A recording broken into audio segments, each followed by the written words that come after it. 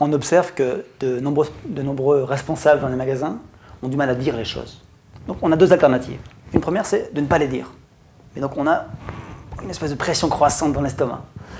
Et l'autre alternative consiste à dire les choses de manière un peu plus structurée.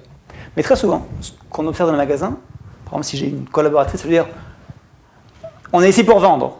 D'accord? Je vois que vous ne vendez pas, j'ai besoin de vendre, j'ai besoin qu'on propose aux clients plus de produits. D'accord? D'accord. Hein? Quand elle me dit d'accord, elle a ce qu'on appelle le syndrome de l'assentiment, de insistement. Ça veut dire, je dis oui, mais je pense non. Elle n'est pas avec moi.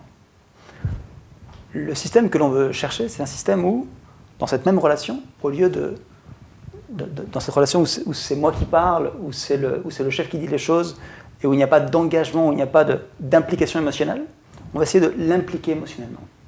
D'où l'intérêt des 6 questions, des 21 mots, pour mener une session de retail coaching où le collaborateur s'engage.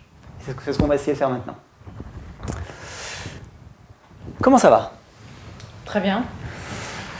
Alors, qu'est-ce que vous en pensez? Alors, ouais, cette semaine, ça n'a pas été très terrible. Je suis à 78% de l'objectif. Mm-hmm. Quel est votre principal défi? Alors là, je vois que je dirais que l'article par ticket, je suis qu'à 1 et je vois que la moyenne du magasin est à 1,14.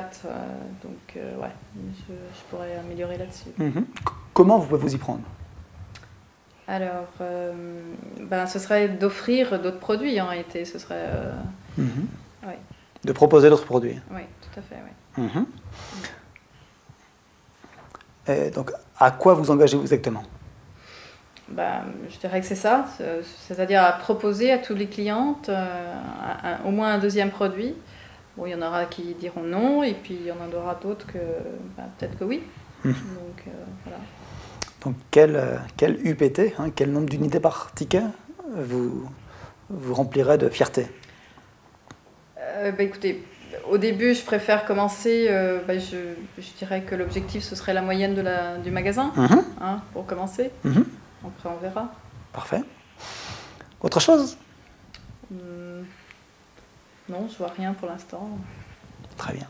Merci beaucoup. Merci. Donc voilà, on a renversé les rôles. Moi ici, je pose des questions, c'est elle qui parle. C'est elle qui parle et elle s'implique, elle s'engage dans son engagement. En l'occurrence, passer de 1 à 1,14. Ce qui peut paraître un petit changement, oui, mais c'est 14% de croissance. Et surtout, elle est impliquée. La relation change. On est dans une relation de considération, une relation entre adultes, et pas une relation, hiérarchique. C'est la différence entre l'autorité et l'autoritarisme.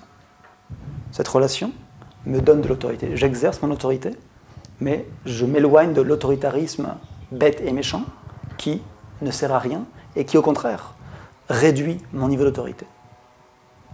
Le fait que l'autre soit écouté, évidemment, valorise énormément.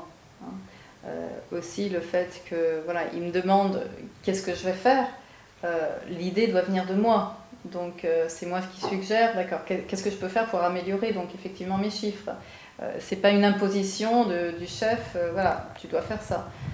C'est quelque chose que moi je sens que je suis capable de faire et que je vais essayer de faire. Donc c'est vrai que tout ça mène à ce que à la fin je suis beaucoup plus motivée pour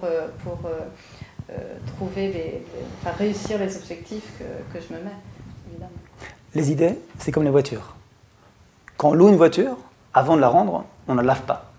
Alors que sa voiture à soi, parfois on la lave, on en prend soin. Les idées des autres, en particulier les idées du chef, ce sont ses idées. Par contre, mes idées à moi, je les défends à mort. Et c'est ça qu'on veut obtenir.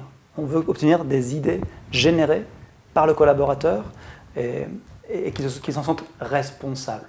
C'est vraiment ça l'objectif. Merci beaucoup. Merci.